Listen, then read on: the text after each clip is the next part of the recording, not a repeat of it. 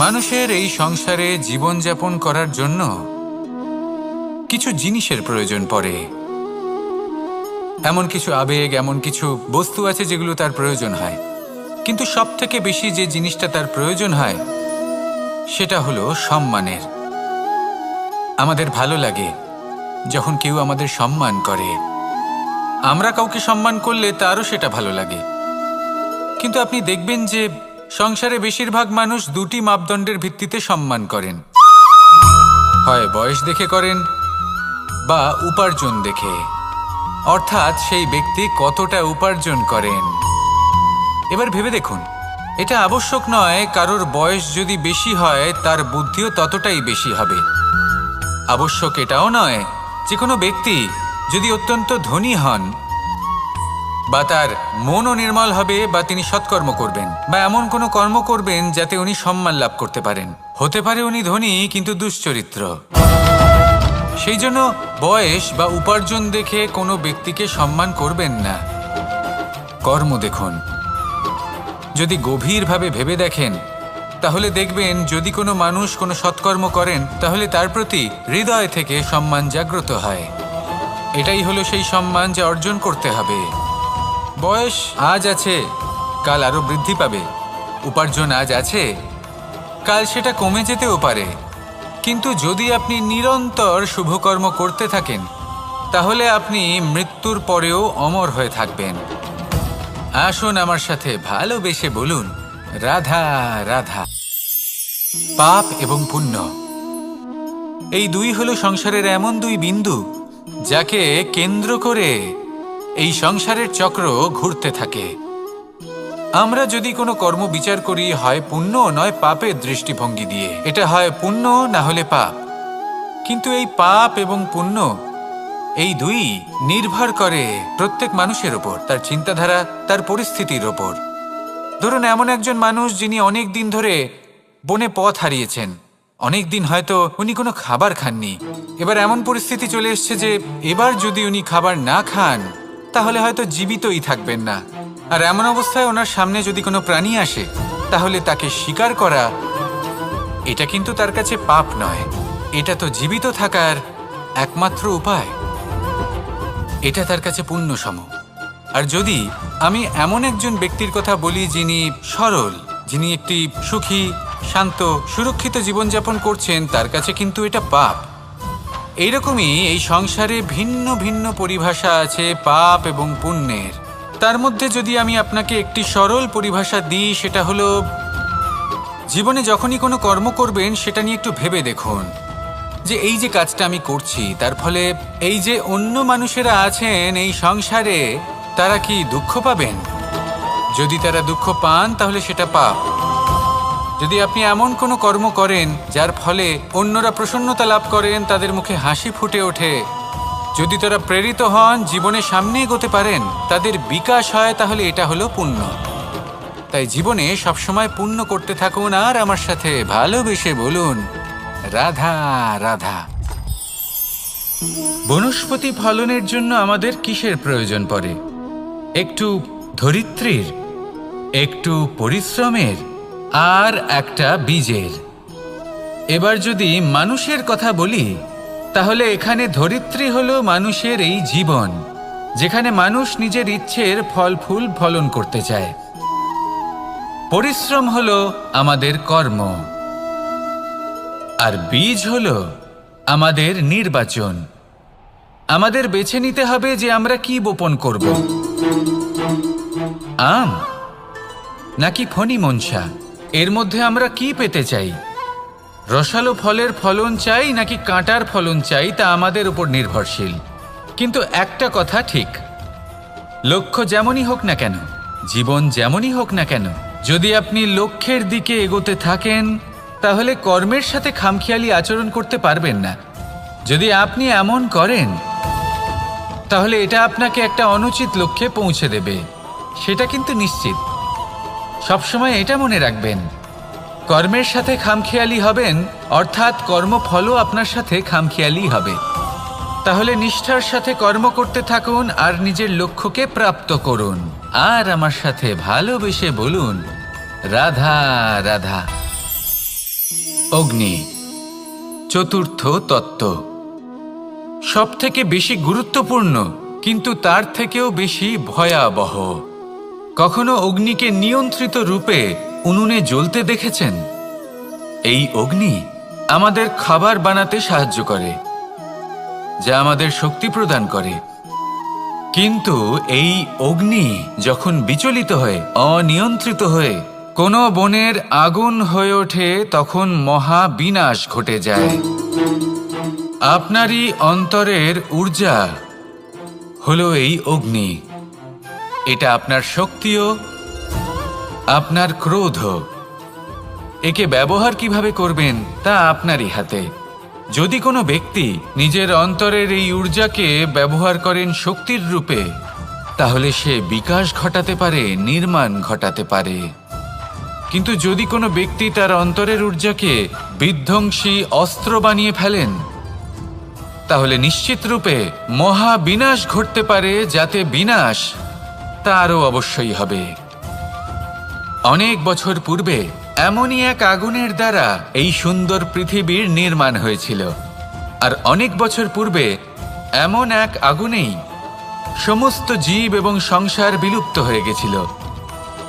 এবার আপনি আপনার অন্তরের ঊর্জা দ্বারা বিনাশ ঘটাতে চান নাকি নির্মাণ ঘটাতে চান, সেই সিদ্ধান্ত আপনারই। আসুন আমার সাথে ভালোবেসে বলুন, রাধা রাধা। সংসারে সকলের মনে বাসনা থাকে তারা যেন ধন অর্জন করতে পারেন। সবাই তার জন্য চেষ্টাও করেন।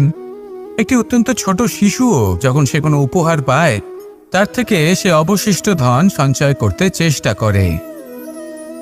কারণ আমরা ভাবি যে সংগ্রহ করলে আমরা ধনী হয়ে উঠতে পারবো, ধনবান হয়ে উঠতে পারবো। এবার এটাই কিন্তু গুণের ক্ষেত্রেও প্রযোজ্য। যদি আপনারা জীবনে গুণবান হতে চান, তবে সংগ্রহ করার কোনো প্রশ্নই নেই। আপনাকে শুধু সম্পত্তি খরচ করতে হবে। আমি ধনের কথা বলছি না, আমি এই সংসারের সব থেকে মূল্যবান সম্পত্তির কথা বলছি। সেটা হলো সময়। গুণবান হওয়ার জন্য আপনাকে শুধু সময় খরচ করতে হবে, অর্থাৎ প্রত্যেক মুহূর্তের সদ্ব্যবহার করতে হবে, আর তাও উচিত প্রকারে। যদি এই কাজ আপনি করতে পারেন, তাহলে আপনা থেকেই গুণবান হয়ে উঠবেন। আর একবার যদি গুণবান হয়ে উঠতে পারেন, তাহলে ধনবানও অত বেশি সময় লাগবে না। সেই জন্য জীবনে গুণ অর্জন করুন, সময়ের সদ্ব্যবহার করুন, আর আমার সাথে ভালোবেসে বলুন, রাধা রাধা। সবাই বলেন, যদি সংসারে কিছু জয় করতে চাও, তাহলে নিজেকেই পথপ্রদর্শক হতে হবে। এই সংসারকে যদি প্রকাশমান করতে চাও, তাহলে প্রদীপের মতো তোমাকেও জ্বলতে হবে। এই কথা অত্যন্ত শ্রেষ্ঠ, কিন্তু প্রদীপের মতো জ্বলার পূর্বে কিছু সাবধানতা অবলম্বন করা প্রয়োজনীয়। কিভাবে? ভেবে দেখুন, চারিদিকে অন্ধকার, আমার প্রকাশের প্রয়োজন। সেই ক্ষেত্রে যদি আমি একটি দীপক প্রজ্বলিত করি, তাহলে চারদিক প্রকাশমান হবে, আমার ভালো লাগবে। কিন্তু ধরুন মাথার উপর কড়া রোদ, আর তার মাঝে আমি একটি প্রদীপ জ্বালাতে শুরু করলাম, তখন কি হবে? আমি নিজেই বুঝতে পারবো যে আমি মূর্খামি করছি। মাটির প্রদীপ, তেল, প্রচেষ্টা, সময়, এই সব কিছু নষ্ট করছি। সেই জন্য মনে রাখবেন, জীবনে পরিশ্রম করা প্রয়োজনীয়, কিন্তু পরিশ্রম কোথায় করতে হবে, কতটা করতে হবে, সেটা মাথায় রাখা আরও প্রয়োজনীয়। আসুন আমার সাথে ভালোবেসে বলুন, রাধা রাধা। জীবনের আরম্ভ থেকে জীবনের শেষ পর্যন্ত হলো একটা যাত্রা। আর এই যে যাত্রা, সেই যাত্রাপথের মাঝেও আমরা অনেক নতুন যাত্রা নির্ধারিত করি, অন্য অনেক লক্ষ্য লাভ করি।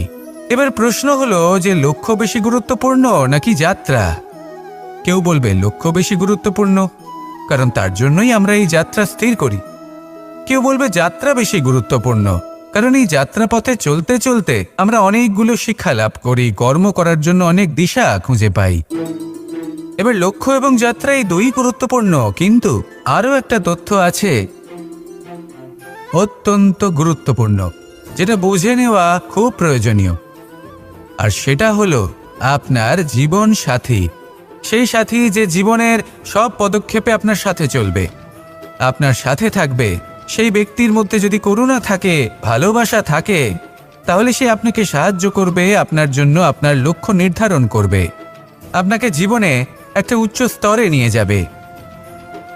কিন্তু যদি সেই ব্যক্তি এর বিপরীত হন, তাহলে কোথাও না কোথাও তাকে পেতে পেতে, তার সাথে থাকতে থাকতে আপনি নিজের লক্ষ্য ত্যাগ করে দেবেন। তাই পথ এবং লক্ষ্য এই দুই নির্বাচন করুন, কিন্তু যখন আপনি জীবনসাথী নির্বাচন করবেন তখন কিছুটা সাবধানে, না হলে আপনার অভিজ্ঞতা সুখময় নয়, অত্যন্ত দুঃখজনক হতে পারে। আসুন আমার সাথে ভালোবেসে বলুন, রাধা রাধা। জীবনে কখনো আমরা বিজয়ী হই, কখনো আমরা পরাজিত হই, কখনো সুখ আসে, আবার কখনো দুঃখও আসে। আর যখন দুঃখ আসে তখন আমরা আমাদের এই দুঃখ কারোর সাথে ভাগ করতে চাই।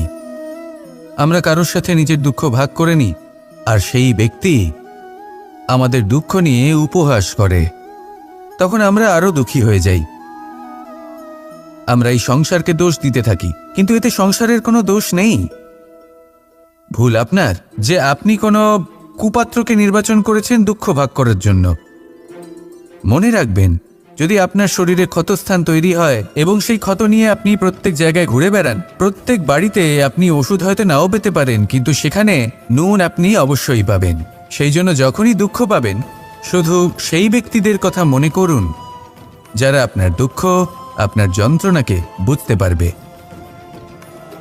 যারা আপনার সহায় হবার জন্য প্রস্তুত, আপনাকে সাহায্য করার জন্য প্রস্তুত, আপনার অন্তরকে প্রেরিত করতে প্রস্তুত।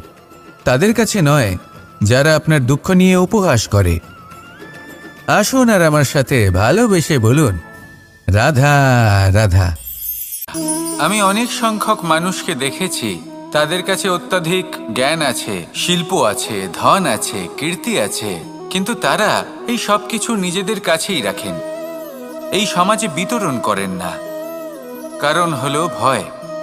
ওনাদের মনে হয় যে যদি আমি এই সব কিছু সমাজে বিতরণ করি, তাহলে সমাজ আমার শিল্প হোক, ধন হোক, জ্ঞান হোক, কীর্তি হোক, সবকিছু চুরি করে নিয়ে যাবে, আর তার বদলে আমি কিছুই পাবো না। এটা কিন্তু সত্য নয়। সত্য হলো এটাই যে যদি আপনি নিজেকে এই সংসারের প্রতি সমর্পিত করেন, তাহলে এই সংসার আপনার প্রতিও সমর্পিত থাকবে। আপনি শুধু ধন, জ্ঞান, কীর্তি, সম্মান পাবেন তাই নয়, বরং এই সমাজ আপনাকে নিজের চোখে হারাবে, মনের মধ্যে স্থান দেবে।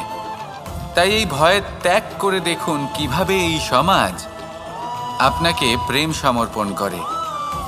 আসুন আমার সাথে ভালোবেসে বলুন, রাধা রাধা। জীবন কিসের উপর নির্ভরশীল? ধনের ওপর, বৈভবের ওপর, নিঃশ্বাসের ওপর? না, এই জীবন নির্ভরশীল বিশ্বাসের ওপর। বিশ্বাস নিজের ওপর, বিশ্বাস আমাদের আপনজনের ওপর। কিন্তু যখন এই বিশ্বাস ভেঙে যায়, তখন মানুষের মনও ভেঙে যায়, আর তারপর সে অন্য কিছু করতেই পারে না। তখন কি করা যেতে পারে? 3টে কাজ আছে যা আপনি করতে পারেন। প্রথম, ভালোবাসা। যাকে আপনি ভালোবাসেন, যারা আপনাকে ভালোবাসে, ভুল যারই হোক না কেন, তার কাছে ক্ষমা চাইতে কখনোই সংকোচ বোধ করবেন না। দ্বিতীয় হলো বিশ্বাস। যারা আপনাকে ভালোবাসেন, আপনাকে বিশ্বাস করেন, তাদের বিশ্বাস কখনো ভাঙবেন না। তৃতীয় হলো আশা। যারা আপনাকে ভালোবাসেন, আপনাকে বিশ্বাস করেন, তাদের আশা আপনার সাথে জড়িত। তাদের থেকে কখনো কিচ্ছু লুকোবেন না। এই 3টে কাজ করুন, আর এই জীবন সুপ্রসন্ন হয়ে বলবে, রাধা রাধা। মানুষের জীবনে 2 ধরনের আবেগ থাকে যা চিরকাল তার সাথে বসবাস করে। প্রথম, স্বপ্ন। দ্বিতীয়, অজুহাত। মানুষ হাজার হাজার স্বপ্ন দেখতে পারে। আমাকে এই কাজ করতে হবে, আমাকে ওখানে ঘুরতে যেতে হবে, আমায় জীবনে এই অসম্ভব কাজ বাস্তবায়িত করে দেখাতে হবে, আদি ইত্যাদি। এবার ঠিক যেমন স্বপ্ন দেখেন, সেইভাবে অজুহাতও খুঁজে নিয়ে আসেন। আমি এই স্বপ্ন পূরণ করতে পারলাম না, কারণ আমাকে কেউ সাহায্যই করলো না, কারণ আমি দুর্বল হয়ে পড়েছিলাম, কারণ আমার কাছে সময়ই ছিল না, আদি ইত্যাদি। এবার সাফল্য এবং অসফলতার মাঝখানে এই ধরনের সংঘর্ষ হতে থাকে। সাফল্য তখন লাভ করা সম্ভব যখন আপনার স্বপ্ন আপনার অজুহাতের থেকে অনেক বড় হয়, আর অসফলতা তখন পাবেন যখন আপনার অজুহাত আপনার স্বপ্নের থেকে অনেক বড় হয়। আপনি যদি সাফল্য লাভ করতে চান তাহলে চেষ্টা করতে থাকুন, পরিশ্রম করুন। যদি অসফল হন তাহলে ভয়ভীত হওয়ার কোনো প্রয়োজন নেই। নিজের ভুল বুঝুন, তাকে শুধরে নিন, আবার চেষ্টা করুন। কিন্তু যদি নিজের জীবনে অজুহাত নিয়ে আসেন তখন স্বপ্ন কখনো পূরণ হবে না। আসুন আমার সাথে ভালোবেসে বলুন, রাধা রাধা। ভয়ের সাথে আমরা সবাই পরিচিত, কষ্টও আমরা সবাই পেয়েছি। কখনো কখনো আমরা অসুস্থ হয়ে পড়ি, আর এমন সময় হলে মাতার মমতা, কখনো বাবার স্নেহ, কখনো বন্ধুদের পাশে থাকার অনুভূতি আমাদের রোগ নিরাময়ে সাহায্য করে। কখনো যদি আমরা নিরাশ হয়ে পড়ি, তখন যদি আমাদের কোনো আপনজন আমাদের দুটো ভালো কথা বলে, তখন আমাদের মনোবল বেড়ে যায়। ঠিক তেমন সংসারের এই রঙ্গমঞ্চে যদি আপনি পীড়িত অনুভব করেন, কিছু শুভ কথা আলোচনা করুন, কিছু স্তুতি গান করুন, কিছু মুহূর্তের জন্য হলেও নিজের ইষ্টদেবের কথা স্মরণ করুন আর প্রার্থনা করুন। সাহস বাড়বে, শক্তিও বৃদ্ধি পাবে এবং সামনে এগিয়ে চলার পথও দেখতে পাবেন। তখন এই মন প্রসন্ন হয়ে বলবে, রাধা রাধা। আপনি নিশ্চয়ই কখনো অনুভব করেছেন, যদি কোনো নির্মল ব্যক্তির কাছে গিয়ে বসেন তাহলে মনে নির্মল অনুভূতি হয়, এই মন শান্ত হয়ে যায়। সেইখানেই কোনো দুশ্চরিত্র মানুষের কাছে গিয়ে বসলে এই মন বিচলিত হয়ে যায়। কারণটা কি? কারণ যে ব্যক্তি নির্মল মনের, তিনি সবার মধ্যে নির্মলতা ছড়িয়ে দেন। আমাদের অন্তরে যা থাকে আমরা সেটাই সবার মধ্যে বিতরণ করি। যদি আপনি এই সংসারে শুভ বোধ ছড়িয়ে দিতে চান তাহলে প্রথমে শুভ গ্রহণ করুন, তা অর্জন করুন। এই সংসারে জ্ঞানের শক্তি লাভ করুন, আর সেই জ্ঞানের শক্তি সংসারে বিতরণ করুন। শান্তি এবং সন্তোষ প্রদান করুন, কারণ যেমন বীজ এই সংসারে বপন করবেন তেমনই ফল আপনি লাভ করবেন। যেমন দেবেন তেমন ফিরেও পাবেন।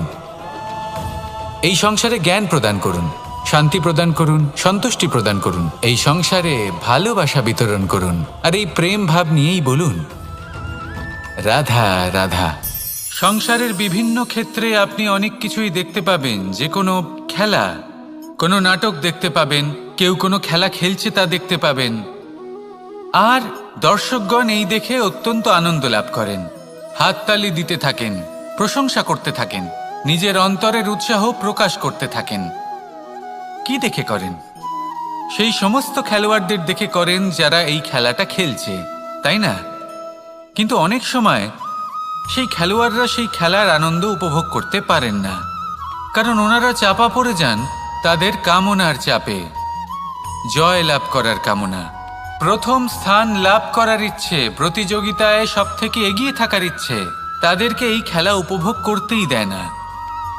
সেই জন্য কখনো কখনো এই খেলোয়াড়দের থেকে অনেক বেশি আনন্দ উপভোগ করেন দর্শকগণ, যেখানে এই খেলাটা কিন্তু খেলছেন খেলোয়াড়রাই।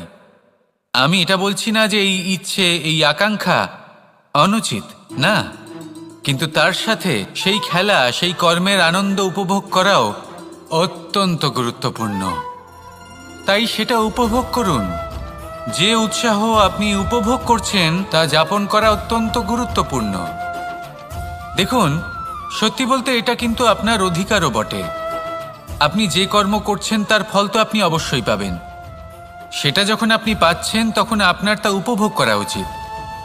সেটাই করুন। জীবনে সফলতা এবং অসফলতা এরা আসা যাওয়া করতে থাকে। যখন সাফল্য আসবে তখন তা উপভোগ করুন, যখন অসফলতা আসবে তখন তার থেকে শিক্ষা লাভ করুন। সাফল্য আপনার কাছে আবার ফিরে আসবে। আর এই মন, আপনি তো জানেন, এই মন প্রসন্ন হয়ে বলবে, রাধা রাধা। বুদ্ধি আর বিবেকের পার্থক্য কোথায় তা নিয়ে এই সংসার অনেক কিছুই ভাবে। কিছু মানুষ ভাবেন যে এই দুই হলো একই, কিন্তু যদি সত্যি কথা বলি তাহলে এই দুইয়ের মধ্যে একটা অমূল্য পার্থক্য আছে, আর তা হলো এটা যে বুদ্ধির সম্পর্ক হলো মস্তিষ্কের সাথে আর বিবেকের সম্পর্ক হলো হৃদয়ের সাথে। যে কোনো বুদ্ধিমান মানুষ কি করেন? নিজের মতন করে এই সংসারকে বদলে ফেলতে চেষ্টা করেন। একজন বিবেকশীল মানুষ কি করেন? নিজের অন্তরকে, নিজের মনকে বদলে ফেলতে চেষ্টা করেন। কারণ মানুষের সংসার এই মনের মধ্যেই বসবাস করে। তাই নিজের বুদ্ধির ব্যবহার অবশ্যই করুন, কিন্তু তাতে বিবেকের লাগামটা অবশ্যই শক্ত হাতে ধরবেন। আসুন আমার সাথে ভালোবেসে বলুন, রাধা রাধা। মানুষের এই সংসারে জীবনযাপন করার জন্য কিছু জিনিসের প্রয়োজন পড়ে। এমন কিছু আবেগ, এমন কিছু বস্তু আছে যেগুলো তার প্রয়োজন হয়। কিন্তু সব থেকে বেশি যে জিনিসটা তার প্রয়োজন হয় সেটা হলো সম্মানের। আমাদের ভালো লাগে যখন কেউ আমাদের সম্মান করে। আমরা কাউকে সম্মান করলে তারও সেটা ভালো লাগে। কিন্তু আপনি দেখবেন যে সংসারে বেশিরভাগ মানুষ দুটি মাপদণ্ডের ভিত্তিতে সম্মান করেন। হয় বয়স দেখে করেন বা উপার্জন দেখে, অর্থাৎ সেই ব্যক্তি কতটা উপার্জন করেন। এবার ভেবে দেখুন, এটা আবশ্যক নয় কারোর বয়স যদি বেশি হয় তার বুদ্ধিও ততটাই বেশি হবে। আবশ্যক এটাও নয় যে কোনো ব্যক্তি যদি অত্যন্ত ধনী হন বা তার মনও নির্মল হবে বা তিনি সৎকর্ম করবেন বা এমন কোনো কর্ম করবেন যাতে উনি সম্মান লাভ করতে পারেন।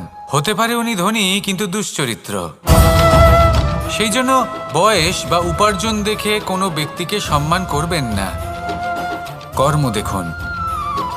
যদি গভীরভাবে ভেবে দেখেন তাহলে দেখবেন যদি কোনো মানুষ কোনো সৎকর্ম করেন তাহলে তার প্রতি হৃদয় থেকে সম্মান জাগ্রত হয়। এটাই হলো সেই সম্মান যা অর্জন করতে হবে। বয়স আজ আছে, কাল আরো বৃদ্ধি পাবে। উপার্জন আজ আছে, কাল সেটা কমে যেতেও পারে। কিন্তু যদি আপনি নিরন্তর শুভকর্ম করতে থাকেন তাহলে আপনি মৃত্যুর পরেও অমর হয়ে থাকবেন। আসুন আমার সাথে ভালোবেসে বলুন, রাধা রাধা। পাপ এবং পুণ্য, এই দুই হলো সংসারের এমন দুই বিন্দু যাকে কেন্দ্র করে এই সংসারের চক্র ঘুরতে থাকে। আমরা যদি কোনো কর্ম বিচার করি হয় পুণ্য নয় পাপের দৃষ্টিভঙ্গি দিয়ে, এটা হয় পুণ্য না হলে পাপ। কিন্তু এই পাপ এবং পুণ্য এই দুই নির্ভর করে প্রত্যেক মানুষের ওপর, তার চিন্তাধারা, তার পরিস্থিতির ওপর। ধরুন এমন একজন মানুষ যিনি অনেক দিন ধরে বনে পথ হারিয়েছেন, অনেক দিন হয়তো উনি কোনো খাবার খাননি। এবার এমন পরিস্থিতি চলে এসছে যে এবার যদি উনি খাবার না খান তাহলে হয়তো জীবিতই থাকবেন না। আর এমন অবস্থায় ওনার সামনে যদি কোনো প্রাণী আসে তাহলে তাকে শিকার করা এটা কিন্তু তার কাছে পাপ নয়, এটা তো জীবিত থাকার একমাত্র উপায়। এটা তার কাছে পুণ্য সম। আর যদি আমি এমন একজন ব্যক্তির কথা বলি যিনি সরল, যিনি একটি সুখী, শান্ত, সুরক্ষিত জীবনযাপন করছেন, তার কাছে কিন্তু এটা পাপ।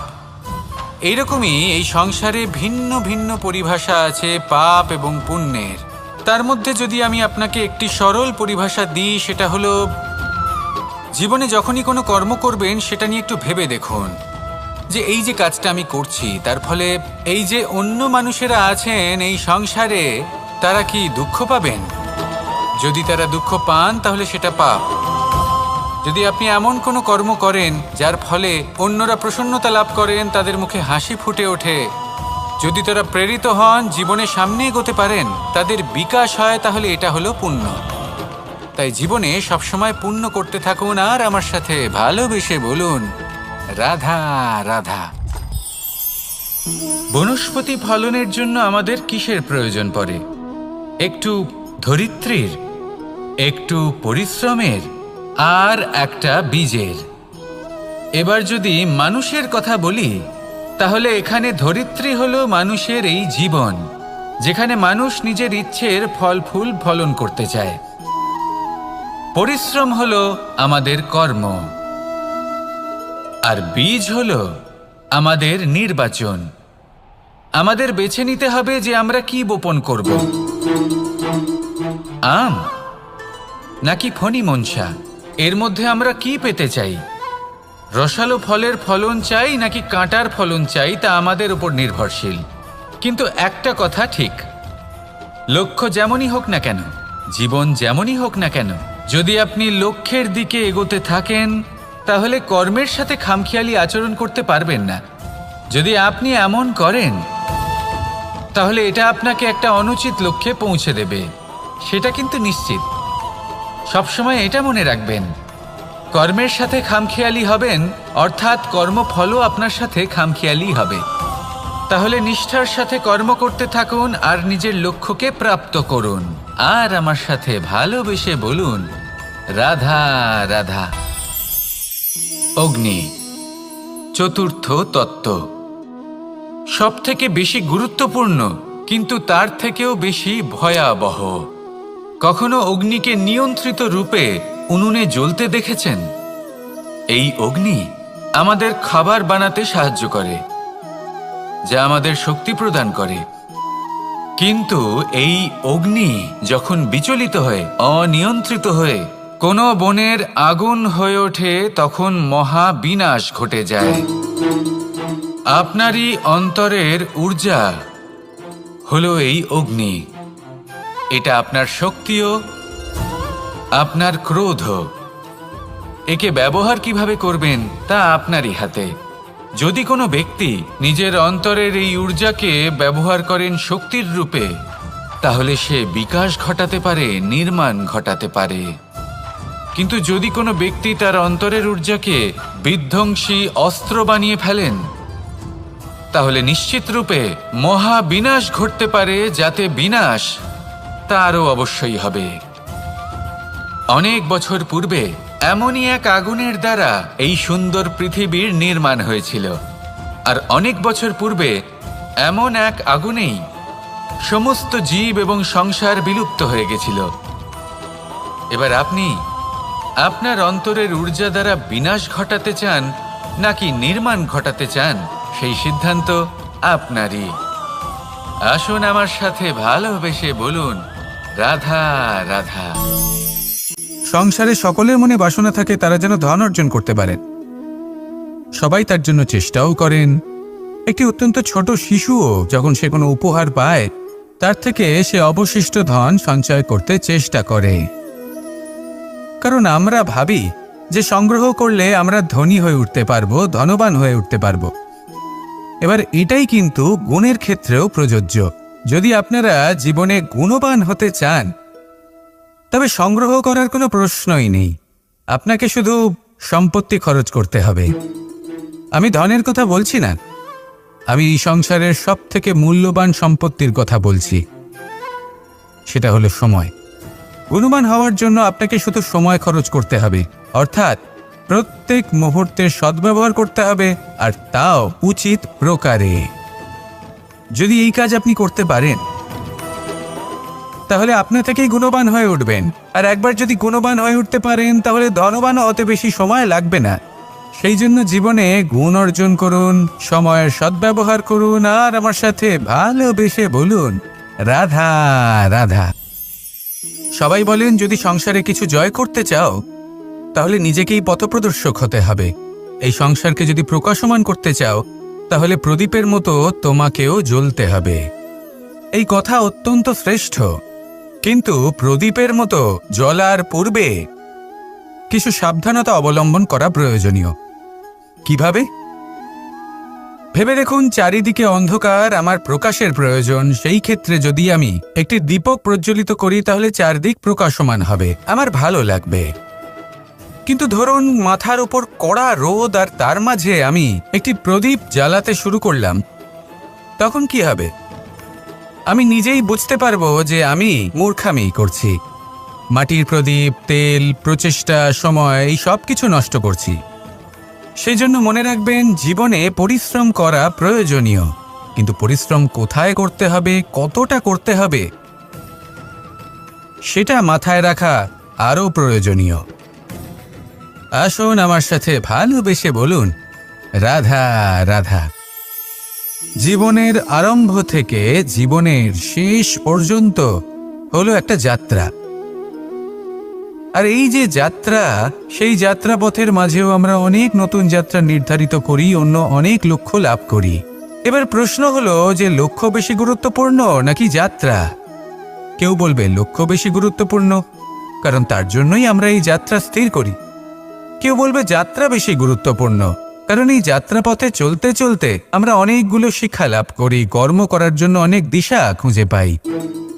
এবার লক্ষ্য এবং যাত্রা এই দুই গুরুত্বপূর্ণ, কিন্তু আরও একটা তথ্য আছে অত্যন্ত গুরুত্বপূর্ণ, যেটা বুঝে নেওয়া খুব প্রয়োজনীয়। আর সেটা হলো আপনার জীবন সাথী।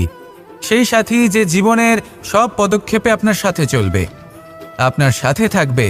সেই ব্যক্তির মধ্যে যদি করুণা থাকে, ভালোবাসা থাকে, তাহলে সে আপনাকে সাহায্য করবে, আপনার জন্য আপনার লক্ষ্য নির্ধারণ করবে, আপনাকে জীবনে একটা উচ্চ স্তরে নিয়ে যাবে। কিন্তু যদি সেই ব্যক্তি এর বিপরীত হন, তাহলে কোথাও না কোথাও তাকে পেতে পেতে, তার সাথে থাকতে থাকতে আপনি নিজের লক্ষ্য ত্যাগ করে দেবেন। তাই পথ এবং লক্ষ্য এই দুই নির্বাচন করুন, কিন্তু যখন আপনি জীবনসাথী নির্বাচন করবেন তখন কিছুটা সাবধানে, না হলে আপনার অভিজ্ঞতা সুখময় নয়, অত্যন্ত দুঃখজনক হতে পারে। আসুন আমার সাথে ভালোবেসে বলুন, রাধা রাধা। জীবনে কখনো আমরা বিজয়ী হই, কখনো আমরা পরাজিত হই, কখনো সুখ আসে, আবার কখনো দুঃখও আসে। আর যখন দুঃখ আসে তখন আমরা আমাদের এই দুঃখ কারোর সাথে ভাগ করতে চাই। আমরা কারোর সাথে নিজের দুঃখ ভাগ করে নিই, আর সেই ব্যক্তি আমাদের দুঃখ নিয়ে উপহাস করে। তখন আমরা আরো দুঃখী হয়ে যাই। আমরা এই সংসারকে দোষ দিতে থাকি, কিন্তু এতে সংসারের কোনো দোষ নেই। ভুল আপনার যে আপনি কোনো কুপাত্রকে নির্বাচন করেছেন দুঃখ ভাগ করার জন্য। মনে রাখবেন, যদি আপনার শরীরে ক্ষতস্থান তৈরি হয় এবং সেই ক্ষত নিয়ে আপনি প্রত্যেক জায়গায় ঘুরে বেড়ান, প্রত্যেক বাড়িতে আপনি ওষুধ হয়তো নাও পেতে পারেন, কিন্তু সেখানে নুন আপনি অবশ্যই পাবেন। সেই জন্য যখনই দুঃখ পাবেন, শুধু সেই ব্যক্তিদের কথা মনে করুন যারা আপনার দুঃখ, আপনার যন্ত্রণাকে বুঝতে পারবে, যারা আপনার সহায় হবার জন্য প্রস্তুত, আপনাকে সাহায্য করার জন্য প্রস্তুত, আপনার অন্তরকে প্রেরিত করতে প্রস্তুত। তাদের কাছে নয় যারা আপনার দুঃখ নিয়ে উপহাস করে। আসুন আর আমার সাথে ভালোবেসে বলুন, রাধা রাধা। আমি অনেক সংখ্যক মানুষকে দেখেছি, তাদের কাছে অত্যাধিক জ্ঞান আছে, শিল্প আছে, ধন আছে, কীর্তি আছে, কিন্তু তারা এই সব কিছু নিজেদের কাছেই রাখেন, এই সমাজে বিতরণ করেন না। কারণ হলো ভয়। ওনাদের মনে হয় যে যদি আমি এই সব কিছু সমাজে বিতরণ করি, তাহলে সমাজ আমার শিল্প হোক, ধন হোক, জ্ঞান হোক, কীর্তি হোক, সবকিছু চুরি করে নিয়ে যাবে, আর তার বদলে আমি কিছুই পাবো না।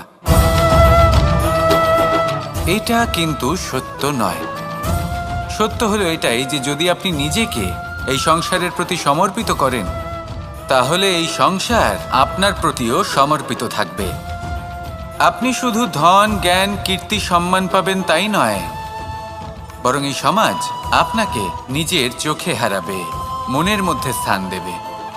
তাই এই ভয় ত্যাগ করে দেখুন কিভাবে এই সমাজ আপনাকে প্রেম সমর্পণ করে। আসুন আমার সাথে ভালোবেসে বলুন, রাধা রাধা।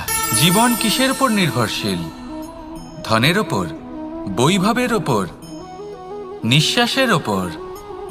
না, এই জীবন নির্ভরশীল বিশ্বাসের ওপর। বিশ্বাস নিজের ওপর, বিশ্বাস আমাদের আপনজনের ওপর। কিন্তু যখন এই বিশ্বাস ভেঙে যায়, তখন মানুষের মনও ভেঙে যায়, আর তারপর সে অন্য কিছু করতেই পারে না। তখন কি করা যেতে পারে? 3টে কাজ আছে যা আপনি করতে পারেন। প্রথম, ভালোবাসা। যাকে আপনি ভালোবাসেন, যারা আপনাকে ভালোবাসে, ভুল যারই হোক না কেন, তার কাছে ক্ষমা চাইতে কখনোই সংকোচ বোধ করবেন না। দ্বিতীয় হলো বিশ্বাস। যারা আপনাকে ভালোবাসেন, আপনাকে বিশ্বাস করেন, তাদের বিশ্বাস কখনো ভাঙবেন না। তৃতীয় হলো আশা। যারা আপনাকে ভালোবাসেন, আপনাকে বিশ্বাস করেন, তাদের আশা আপনার সাথে জড়িত। তাদের থেকে কখনো কিচ্ছু লুকোবেন না। এই 3টে কাজ করুন, আর এই জীবন সুপ্রসন্ন হয়ে বলবে, রাধা রাধা। মানুষের জীবনে দুই ধরনের আবেগ থাকে যা চিরকাল তার সাথে বসবাস করে। প্রথম, স্বপ্ন। দ্বিতীয়, অজুহাত। মানুষ হাজার হাজার স্বপ্ন দেখতে পারে। আমাকে এই কাজ করতে হবে, আমাকে ওখানে ঘুরতে যেতে হবে, আমায় জীবনে এই অসম্ভব কাজ বাস্তবায়িত করে দেখাতে হবে, আদি ইত্যাদি। এবার ঠিক যেমন স্বপ্ন দেখেন সেইভাবে অজুহাতও খুঁজে নিয়ে আসেন। আমি এই স্বপ্ন পূরণ করতে পারলাম না, কারণ আমাকে কেউ সাহায্যই করলো না, কারণ আমি দুর্বল হয়ে পড়েছিলাম, কারণ আমার কাছে সময়ই ছিল না, আদি ইত্যাদি। এবার সাফল্য এবং অসফলতার মাঝখানে এই ধরনের সংঘর্ষ হতে থাকে। সাফল্য তখন লাভ করা সম্ভব যখন আপনার স্বপ্ন আপনার অজুহাতের থেকে অনেক বড় হয়, আর অসফলতা তখন পাবেন যখন আপনার অজুহাত আপনার স্বপ্নের থেকে অনেক বড় হয়। আপনি যদি সাফল্য লাভ করতে চান তাহলে চেষ্টা করতে থাকুন, পরিশ্রম করুন। যদি অসফল হন তাহলে ভয়ভীত হওয়ার কোনো প্রয়োজন নেই। নিজের ভুল বুঝুন, তাকে শুধরে নিন, আবার চেষ্টা করুন। কিন্তু যদি নিজের জীবনে অজুহাত নিয়ে আসেন তখন স্বপ্ন কখনো পূরণ হবে না।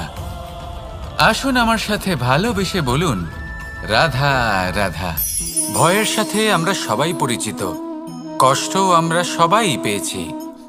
কখনো কখনো আমরা অসুস্থ হয়ে পড়ি, আর এমন সময় হলে মাতার মমতা, কখনো বাবার স্নেহ, কখনো বন্ধুদের পাশে থাকার অনুভূতি আমাদের রোগ নিরাময়ে সাহায্য করে।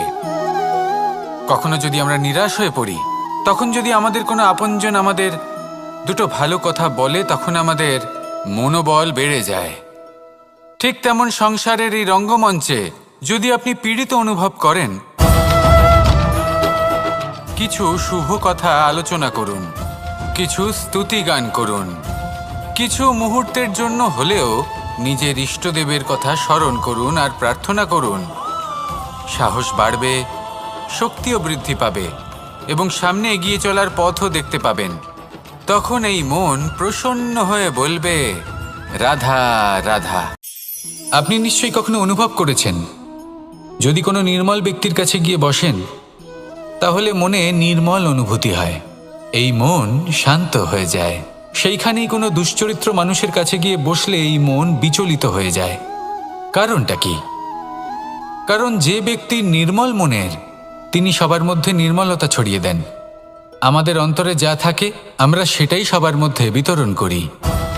যদি আপনি এই সংসারে শুভ বোধ ছড়িয়ে দিতে চান তাহলে প্রথমে শুভ গ্রহণ করুন, তা অর্জন করুন। এই সংসারে জ্ঞানের শক্তি লাভ করুন, আর সেই জ্ঞানের শক্তি সংসারে বিতরণ করুন। শান্তি এবং সন্তোষ প্রদান করুন, কারণ যেমন বীজ এই সংসারে বপন করবেন তেমনই ফল আপনি লাভ করবেন। যেমন দেবেন তেমন ফিরেও পাবেন। এই সংসারে জ্ঞান প্রদান করুন, শান্তি প্রদান করুন, সন্তুষ্টি প্রদান করুন। এই সংসারে ভালোবাসা বিতরণ করুন, আর এই প্রেম ভাব নিয়েই বলুন, রাধা রাধা। সংসারের বিভিন্ন ক্ষেত্রে আপনি অনেক কিছুই দেখতে পাবেন। যে কোনো খেলা, কোনো নাটক দেখতে পাবেন, কেউ কোনো খেলা খেলছে তা দেখতে পাবেন, আর দর্শকগণ এই দেখে অত্যন্ত আনন্দ লাভ করেন, হাততালি দিতে থাকেন, প্রশংসা করতে থাকেন, নিজের অন্তরের উৎসাহ প্রকাশ করতে থাকেন। কি দেখে করেন? সেই সমস্ত খেলোয়াড়দের দেখে করেন যারা এই খেলাটা খেলছে, তাই না? কিন্তু অনেক সময় সেই খেলোয়াড়রা সেই খেলার আনন্দ উপভোগ করতে পারেন না, কারণ ওনারা চাপা পড়ে যান তাদের কামনার চাপে। জয় লাভ করার কামনা, প্রথম স্থান লাভ করার ইচ্ছে, প্রতিযোগিতায় সবথেকে এগিয়ে থাকার ইচ্ছে তাদেরকে এই খেলা উপভোগ করতেই দেয় না। সেই জন্য কখনো কখনো এই খেলোয়াড়দের থেকে অনেক বেশি আনন্দ উপভোগ করেন দর্শকগণ, যেখানে এই খেলাটা কিন্তু খেলছেন খেলোয়াড়রাই। আমি এটা বলছি না যে এই ইচ্ছে, এই আকাঙ্ক্ষা অনুচিত না, কিন্তু তার সাথে সেই খেলা, সেই কর্মের আনন্দ উপভোগ করাও অত্যন্ত গুরুত্বপূর্ণ। তাই সেটা উপভোগ করুন। যে উৎসাহ আপনি উপভোগ করছেন তা যাপন করা অত্যন্ত গুরুত্বপূর্ণ। দেখুন, সত্যি বলতে এটা কিন্তু আপনার অধিকারও বটে। আপনি যে কর্ম করছেন তার ফল তো আপনি অবশ্যই পাবেন। সেটা যখন আপনি পাচ্ছেন তখন আপনার তা উপভোগ করা উচিত।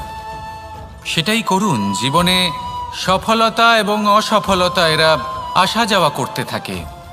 যখন সাফল্য আসবে তখন তা উপভোগ করুন, যখন অসফলতা আসবে তখন তার থেকে শিক্ষা লাভ করুন। সাফল্য আপনার কাছে আবার ফিরে আসবে। আর এই মন, আপনি তো জানেন, এই মন প্রসন্ন হয়ে বলবে,